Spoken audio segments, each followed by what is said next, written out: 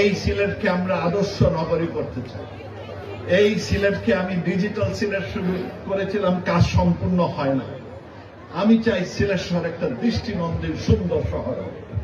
আমি খুব ভাগ্যবান যে আমার পাশে যিনি আছেন আনোয়ারুজ্জামান চৌধুরী আজকে বিরাট আয়োজনটা করেছেন।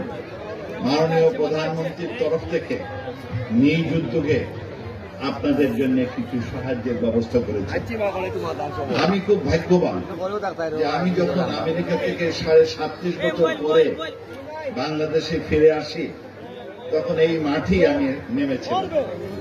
তখন হাজার হাজার লোক আমাকে অভ্যর্থনা দিয়েছিল। আপনাদের কাছে আমার অনুরোধ থাকবে, 1 বছর পরে আমাদের নির্বাচন হবে, 1 বছরের কম। আমাদের আনোয়ারুজ্জামান চৌধুরী সাহেব লন্ডনে বহুদিন ছিলেন, ওনার মতো করিতকর্মা লোক আমি খুব কম দেখেছি। এই ধরনের ভালো অর্গানাইজার আমি খুব কম দেখেছি। মাননীয় প্রধানমন্ত্রী ওনাকে বলেছেন এলাকায় গিয়ে কাজ করেন।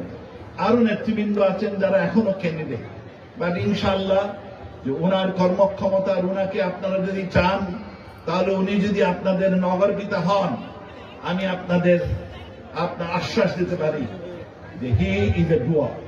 উনি কাজ করতে জানেন, উনি কাজ করতে জানেন। সুতরাং সেটা বিবেচনা করবেন। আর আগামী বছরে যখন নির্বাচন হবে, আপনাদের কাছে অনুরোধ থাকবে যে দেশের মঙ্গলের জন্য কাজ করে, জনগণের মঙ্গলের জন্য কাজ করে। এখন হরতাল ধর্মঘট নাই, এখন বাচ্চা স্কুলে যেতে পারে, এখন জায়গায় জায়গায় স্কুল হচ্ছে, এখন খাদ্যের ঘাটতি এত নাই। এই সবই সম্ভব হয়েছে শেখ হাসিনার আন্তরিকতার জন্য, শেখ হাসিনার প্রচেষ্টার জন্য। দিন রাত উনি খাটেন মানুষের মঙ্গলের জন্য। সেই কথা বিবেচনা করে আপনারা নৌকা মার্কায় ভোট দিবেন।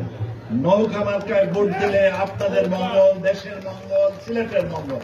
ইনশাআল্লাহ আপনার নৌকা মার্কায় ভোট দিবেন। দিলে 2 হাত তুলে দেখেন। আলহামদুলিল্লাহ।